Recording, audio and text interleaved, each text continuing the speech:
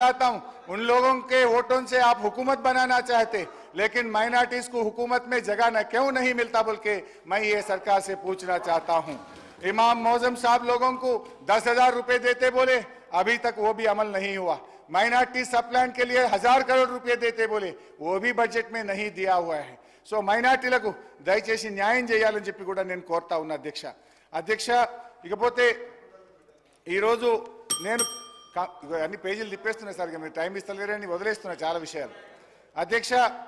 ఇక నిరుద్యోగుల విషయంలో నేను ఒకటే కోరుతా ఉన్నా అధ్యక్ష, బడ్జెట్లో 2 లక్షల ఉద్యోగాలు కదా, ఇప్పుడు ఏడాదిలోగా 2 లక్షల మందికి ఉద్యోగాలు ఇస్తామన్నారు, దానికి అనుగుణంగా ఏమైనా బడ్జెట్లో నిధులు పెట్టారా అని చూశాను, కానీ కొత్త ఉద్యోగాలకు బడ్జెట్లో ఎటువంటి కేటాయింపులు లేవు। ఉద్యోగులకు పెండింగ్ లో ఉన్న 5 డిఏల గురించి కేటాయింపులు లేవు, ఉద్యోగుల కొత్త పిఆర్సీకి అనుగుణంగా కేటాయింపులు లేవు। ఇటు నిరుద్యోగులకు అటు ఉద్యోగులకు అన్యాయం చేస్తా ఉన్నారు। నేను గౌరవనీయ ముఖ్యమంత్రి గారిని సభానాయకుడిని కోరుతా ఉన్నా, ఆ రోజు మీరు ఇచ్చిన హామీలే గ్రూప్ 2 గ్రూప్ 3కి పోస్టులు పెంచుతామన్నారు, పెంచండి। మీరు మాట్లాడితే లీగల్ సమస్య వస్తుందంటున్నారు। గతంలో ఇదే సభలో వైఎస్ రాజశేఖర రెడ్డి గారి ప్రభుత్వంలో పోస్టులు పెంచారు, సమస్య రాలేదు। విభజించబడ్డ ఆంధ్రప్రదేశ్లో జగన్మోహన్ రెడ్డి గారు గ్రూప్ 2లో పోస్టులు పెంచారు, లీగల్ సమస్య రాలేదు। మీరిచ్చిన హామీ మీరు నిలబెట్టుకోండి। బట్టి గారు ఇక్కడ నిలబడి గ్రూప్ 1కు 1:100కు అవకాశం ఇవ్వాలని గౌరవనీయులు బట్టి గారు ఈ సభలో అడిగారు, కానీ అక్కడ కూర్చోగానే మారిపోయినట్టు కనబడతా ఉంది। దానికి కూడా లీగల్ సమస్య రాదు। గతంలో వైఎస్ రాజశేఖర రెడ్డి గారు 1:100 చేశారు, ఎటువంటి లీగల్ సమస్య లేకుండా ఆ అవకాశం ఇవ్వడం జరిగింది। బేసిజాలకు పోకుండా దయచేసి నిరుద్యోగులకు ఇచ్చిన మాటను నిలుపుకొని అమలు చేయాలని చెప్పి నేను మీ ద్వారా వారిని కోరుతున్నా। నిరుద్యోగులకు 4000 భృతి పోయినసారి అడిగితే బట్టి గారు ఇదే సభలో మేము అటువంటి హామీ ఇవ్వలేదని అన్నారు।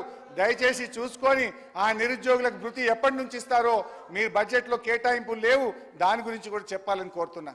హైదరాబాద్లో అభివృద్ధి జరగలేదన్నారు, చెప్తే దానికి ఒక 10 పేజీలు ఉన్నది, కానీ టైం లేదు, మళ్ళీ నెక్స్ట్ మేము లాస్ట్లో దాంట్లో మాట్లాడతాం। కానీ హైదరాబాద్లో మేము చేసిన అభివృద్ధి వల్లనే హైదరాబాద్ ప్రజలు నిండుగా మమ్మల్ని అన్ని రకాలుగా ఆశీర్వదించిన విషయాన్ని గుర్తుపెట్టుకోండి అధ్యక్ష।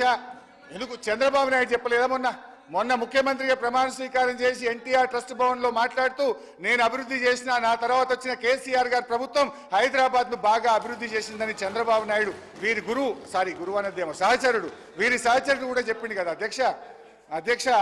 ఇకపోతే 8 నెలల కాంగ్రెస్ పాలన చూసిన తర్వాత ఒకటి అనిపించింది అధ్యక్ష, నమ్మి నానబోస్తే పుచ్చి బుర్రలైనట్లున్నది అధ్యక్ష వీళ్ళ పాలన। కేంద్ర బడ్జెట్లో తెలంగాణకు అన్యాయం జరిగింది, రాష్ట్ర బడ్జెట్లో చూస్తే అభయహస్తం కాస్త శూన్యహస్తంగా మారింది అధ్యక్ష। వాస్తవిక అంచనాలతో రూపొందించిన బడ్జెట్ అని మంత్రి గారు చెప్పినా బడ్జెట్కు వాస్తవికతకు చాలా దూరం ఉంది అధ్యక్ష। ఇది ప్రజల బాగోగులు కేంద్రంగా తయారైన బడ్జెట్ కాదు, రాజకీయం ఎక్కువ, ప్రజల కోణం తక్కువ। 6 గ్యారంటీలకు అనుగుణంగా హామీలు కనబడలేదు అధ్యక్ష। బడ్జెట్ ప్రసంగంలో బట్టి గారు